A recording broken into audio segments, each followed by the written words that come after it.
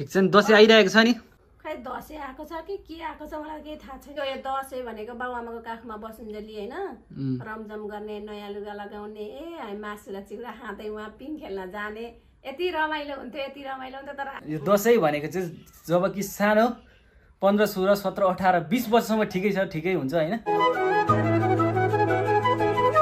Hello guys good morning हजुर पनि सन्चै हुन्छ होला म पनि एकदम सन्चै छु बिहानको लगभग अहिले 7 बजेसम्म म भर्खरै उठेर फ्रेस भएर टक्कसँगले आजको भिडियो स्टार्ट गर्दैछु अनि हाम्रो केटो कहाँ जान लागेर पुरै रेडीमा चिया खाइदैछ मैले पनि ठ्याक्कसँगले यहाँ भर्खरै अस्ति फेरि चिया खान छोडेको थिएँ राखेको छु अहिले चाहिँ फेरि तातो पानी सुरुमा एक गिलास खाएँ त्यसपछि अलिकति चिया नखाए पनि फेरि हुँदैन त्यही भएर अस्ति बनाउने चाहिँ खाइनँ मैले चिया बिहान र फेरि अहिले चाहिँ खान थालिसकेको छु चिया पनि अनि भनेको गर्मी ज्यादा बढिरहेछ गाइज होइन दसैँ पनि लगभग आउन आँटिसक्यो गाउँघरतिर सब गाउँघर नेपालमै दसैँ आउन आँटिसक्यो तर गर्मीले पनि एकदमै छोडेको छैन हाम्रो कान्छो कहाँ जान चिटिक्क परे पेन्सन लाएर चट्टसँगले कि बेहुली लिन दसैँको साइड पारेर बेहुली ल्याउने हो कि अनि अर्को कुरो भनेको धानमा एकदमसँगले अस्ति हाम्रो 2टा गरा निस्किएको थियो त्यसमा पनि दबाई हान्नु पर्ने छ यो घामले गर्दा दबाई हान्न दिइरहेको छैन दबाई लिएको छ हिजो त्यो भरे एकछिनमा अब हानिन्छ गरिन्छ के गरिन्छ सबै तपाईँहरूलाई एटिट्युड हामीले भनेको भिडियो मार्फत तपाईँहरूलाई प्रस्तुत गर्ने नै छौँ सो अब चाहिँ म भनेको चिया खान्छु गाइज होइन चिया खाएर एकछिनमा तपाईँहरूसँग पक्कै पनि भेटिने हाल्नेछु तपाईँहरू हेरेर मजा लिनु होला कि कसो केटा हो अनि एउटा कुरो अनि भाइ तिमीले बिहे गरेको होइन रहेछौ हावा कुरा तिमी स्क्याम हान्ने भनेर भनिराख्नु भएको हुन्छ त के हो सार रियल कुरा पच्दैन नि 10,000 भ्युज र 1,000 लाइक पुर्याउन थाहा पाइहाल्दैन 10,000 हान्न ड्याङ्की फ्यामिलीमा भयो चाहिँ सबलाई आफन्तहरूमा परिवारहरूमा विदेश स्वदेश स्वतन्त्र हुन्छ आफ्नो परिवारमा सबजनालाई एकजनाले 50-50 जना सेयर हाल्नु त 10,000 भ्युज पुगिहाल्छ नि 10,000 डाइरेक्ट दादाले भिडियोमा भ्लगै बनाएर लिएर आउँछ अनि थाहा पाउनु कपल भ्लग 10,000 पुर्याउनु त अनिचित दादाले लिएर आउँछ बवाल भयो ल अब चाहिँ म चिया खान्छु है त गाइज ल अहिले भनेको चाहिँ लगभग बिहानको 8 बजिसकेको छैन अनि मैले चट्टसँगले यहाँ खोले पाकिसकेको छ अब खोले दिनुपर्ने छ पानी भर्दैछु म यहाँनिर चट्ट लाएर अब खोले एक्लै दिनुपर्ने हुन्छ कान्छो कहाँ निस्किएको छ बिहानैतिर दमकतिर जान्छु भनेर निस्किसकेको छ अनि हाम्रो दसैँको लागि कोला पनि यहाँ एक काई यो खाँदै गर्नको लागि भनेर काटिसकेको छ घरि ठुलो घरि छ उतापट्टि अब खोले एक्लै दिनुपर्ने छ मम्मीले सघाउनुहुन्छ कि बा कहाँ हुन्छ mummy hello mummy good morning खोले दिनुपर्ने भयो त अब यहाँ सार पनि छैन बोक्नु पर्यो एकतिर म एकतिर बोक्छु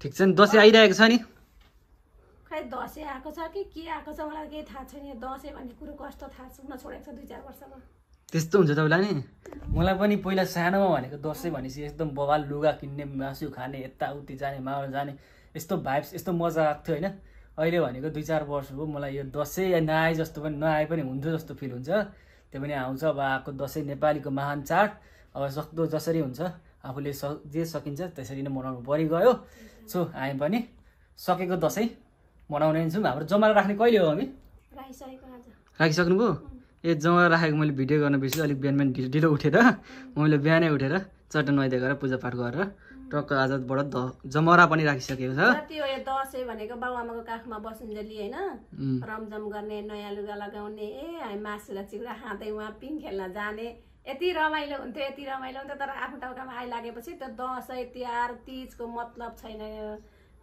वास्तै हुँदैन रहेछ क्या यो दसैँ भनेको चाहिँ जब कि सानो 15 16 17 18 20 वर्षसम्म ठिकै हुन्छ होइन अब जे भनौँ त्यही किनिदिइहाल्नुहुन्छ अब म त भनेको 25 क्रस भइसकेको मान्छे अलिकति अब अवस्था पनि घरको बुझ्नुपर्ने हुन्छ त्यस कारणले गर्दाखेरि अब आफै कमाउनु पर्ने उमेरमा यति घरमा बसिरहेको छु त्यस कारणले गर्दा पनि दसैँ अलिकति पहिला जस्तो रमाइलो लाग्न छोडिसक्यो त्यही भएर ठिकै छ अब जस्तो हुन्छ त्यस्तै म रमाउनु पर्छ सकेको दसैँ मनाउने हो ठिकै छ अब हाम्रो पनि अब मनाइन्छ हल्का फुल्का चट्ट अब खसी पनि ल्याइसकेको छ हामीले सब कोला पनि काटिसकेको छौँ अब भनेको जमरा अब खसी हो है अलिकति बिरामी भयो जस्तो छ त्यसलाई पनि दबाई गरिँदैछ खसी पनि काटिन्छ काटिँदैन त पनि थाहा छैन ठिकै छ अब काटिएन भने बजारबाट खसीको मासु किनेर पनि खानु परेको अनि अब धानमा हान्नुपर्ने दबाई हान्नुपर्ने, आज धानमा दबाई हान्नुपर्ने छ।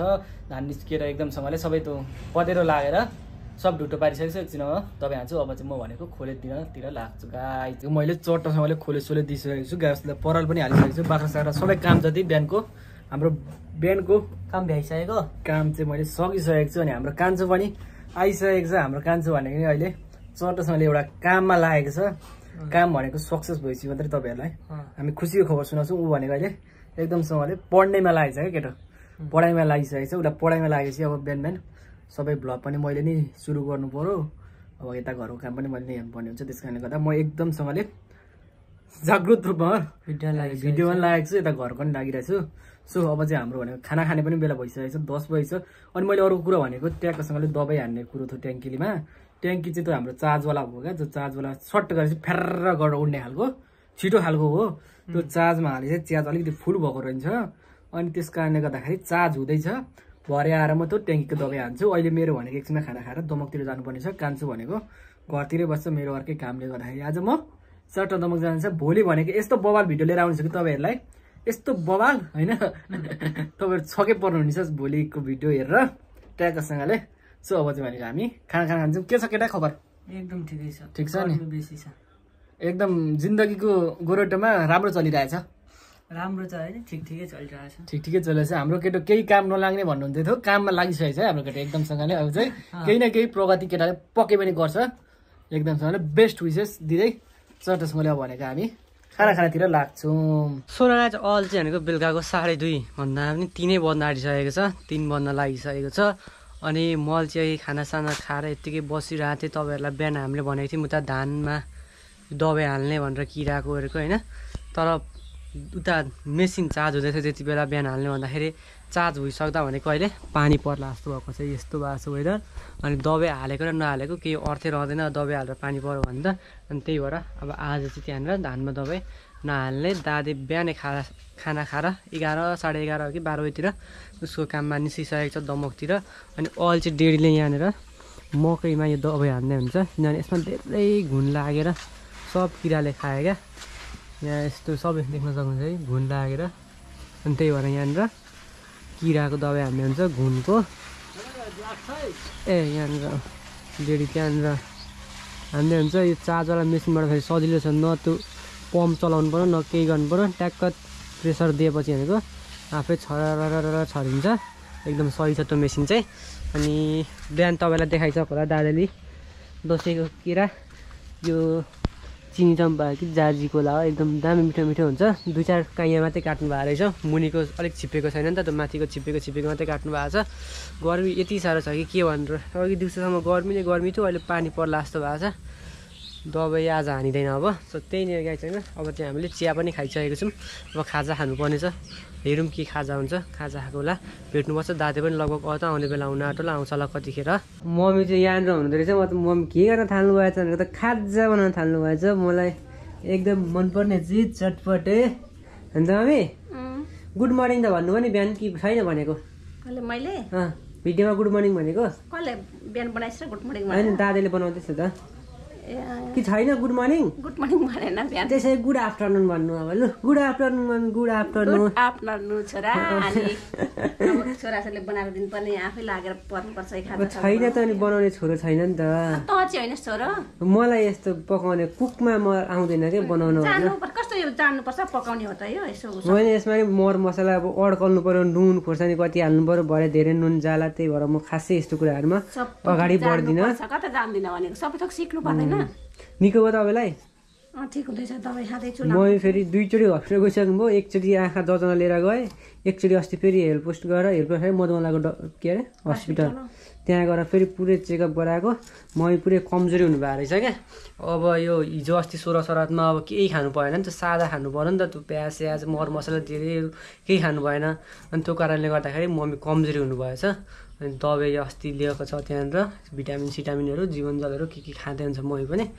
मम्मीलाई फेरि पहिलादेखि नै अलिकति भेटिरहन्छ क्या यस्तो ज्वरो रुगामर्की अलिकति। मम्मी बिरामी मान्छे नै हो पहिल्यैदेखि। अनि मम्मीको अलिकति धेरै ख्याल गर्नुपर्छ। मम्मीले धेरै काम गर्न पनि सक्नुहुन्न, तर घरमा कामै मात्रै लाउँछन् होइन हामी होइन, काम गर्न चाहिँ सक्नुहुन्छ नि, तर कामै मात्रै लाउँछन्। मुखले मात्रै ठिका पार्छन् भन्नु न होइन।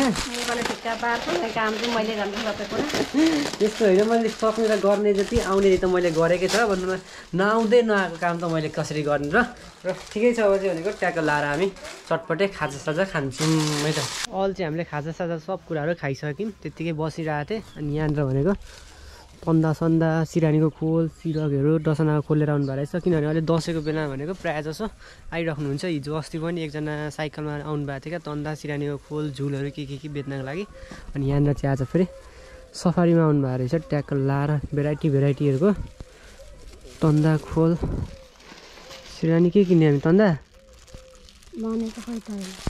भनेको किन्ने चाहिँ हजुर कति हो 1200 छ तपाईँलाई 1100 ल एकदम बवाल आइटमहरू छ तन्दाहरू छ यहाँ लुगाहरू पनि रहेछ हाफ प्यान्ट रहेछ यहाँनिर ट्याक्कै एउटा ढाका टोपी हाफ प्यान्ट ल ठिक छ अब हेरौँ यहाँ मम्मीले के किन्नुहुन्छ हिजो पनि किन्ने भन्दै हो नि त प्राइस एकदम बेसी महँगो भनेर किन्नु भएन अब आज त्यहाँ मिल्यो भने किन्नुहुन्छ ठिकै छ दादी आएको छैन आज लास्ट टाइम लगाएर त दमक पुगेर आउनु त्यसले बिहान 11-12 बजी हिँडेको मान्छे अहिले 3-4 बन्दा रहेछ अहिलेसम्म आएको छैन जस्तो त्यसलाई लास्ट टाइम लगायो त्यसलाई हिँड्नु भने चाहिँ मान्छे आउँदैन क्या फर्केर बेलुका कतिखेर आउने 5-6 बजी अब चाहिँ भनेको घरको काम पनि लगभग गर्न थाल्नु पऱ्यो पानी परालहरू के हुन्छ फेरि गर्मी छ कि कतिखेर पानी पर्ला जस्तो हुन्छ कतिखेर गर्मीले खलखली हुन्छ के कुरा बुझ्नै सकेको छैन दसैँको बेलामा यस्तै कतिखेर जाडो कतिखेर गर्मी कतिखेर पानी थाहा पनि हुँदैन मौसम चेन्ज भइरहेको हुन्छ जहिले पनि यो दसैँको बेलामा भनेको यस्तै हुन्छ क्या कहिले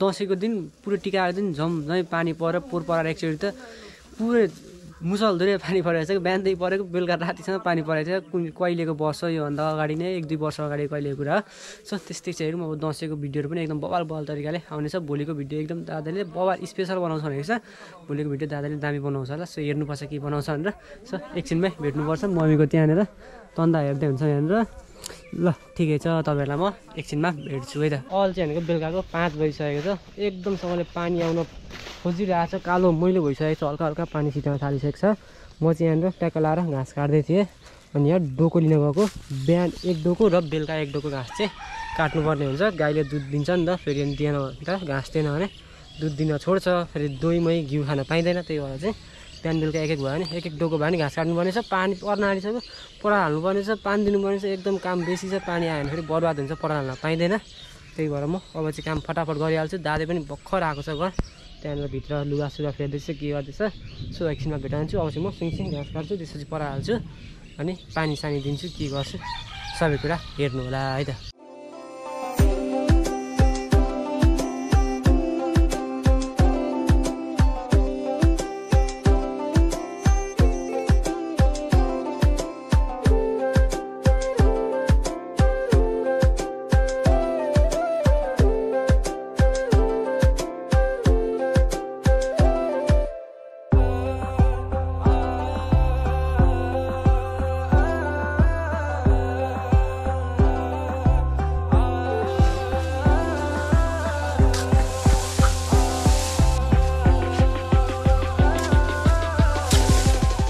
मैले परालहरू सब लिएर यहाँ राखिसकेको छु यो पराल चाहिँ अहिले किन नहालेको किन यहाँ लिएर राखेको भन्दाखेरि पानी दिएको छैन नि त अहिले पानी पर्छ पानी परेपछि फेरि तान्न लास्टै साह्रो हुन्छ क्या भिजेपछि त्यही भएर चाहिँ सुना पराल तानेको लास्टै गले घाँस काटेर हतार गर्दाखेरि अनि त्यही भएर चाहिँ मैले सुरुमा पराल तानेर लिएर यहाँ थुपारेको छु अब पानी दिन्छु पानी दिएपछि अनि माथि हालिदिन्छु फेरि परालसँग दियो भने पानी खाँदैन क्या गाई बस्तुले त्यही भएर चाहिँ यो यहाँ ल्याएर राखेको है त ल अब चाहिँ भनेको म ट्याकट्याकसँगले पानी दिन्छु घरको सबै काम सक्छु अनि मात्रै तपाईँहरूलाई भेट्छु है त अल चाहिँ बेलुकाको 6-6:30 भइसकेको छ लास्टै रात परिसकेको छ मैले अघि नै काम सकेको पानी चाहिँ अहिलेसम्म परेको छैन तर काम सकेन मेरो 1-2 यहाँनिर हाफ प्यान्ट र भेसेर धुनुपर्ने थियो अनि त्यसपछि बाइक पनि पुरै हिल्लो फोहोर भएको थियो क्या बाइकलाई ट्याक्कसँगले भर्खर धुएर यहाँ राखेको छ यहाँ पुरै हिल्लो भएको छ पानी नै पानी अब यो कुचोले ढ्याक्क लाएर बढार्नु पर्ने छ अनि खानासाना खान्छौँ त्यसपछि भिडियो एडिट गर्नुपर्ने छ मेरो काम त्यस्तै नमिलिरहेको छ होइन सो अब आज भिडियो नै त्यतै इन गरिदिउँ मलाई यस्तो अँध्यारो भइसकेको छ है